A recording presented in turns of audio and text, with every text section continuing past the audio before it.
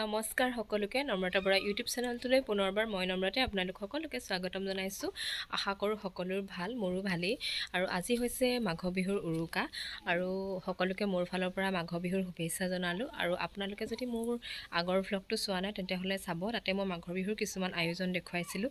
আৰু এতিয়াও আজি ৰাতিলৈ ভোজ আছে, সকলোবিলাক দেখুৱাবলৈ চেষ্টা কৰিম। ভিডিঅ'টো শেষলৈকে চাই থাকিব।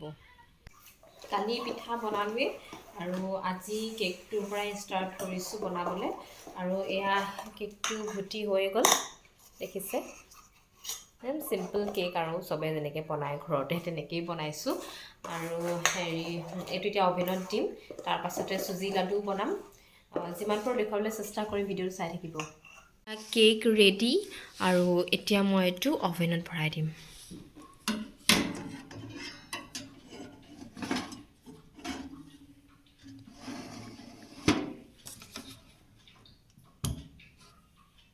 আৰু এয়া মই চুজি ভাজি আছোঁ লাডুৰ কাৰণে। আৰু মোৰ এয়া চুজি লাডু বনাই হৈ গ'ল। তাৰপাছত মায়ে এয়া নিমকিৰ কাৰণে বেলি দিছে আৰু কাটি দিছে।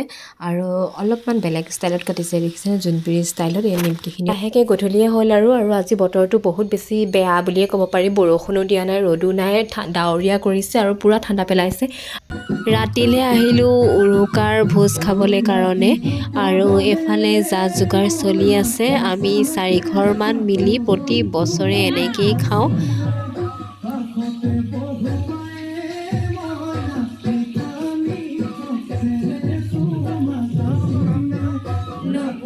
আৰু এফালে হাঁহ মাংস ৰেডি কৰি থৈছে আৰু এয়া মটৰ সকলোবিলাক ৰেডি কৰি থৈছে বনাবৰ কাৰণে। আৰু এফালে নবৈ মাছ ফ্ৰাই কৰি আছে।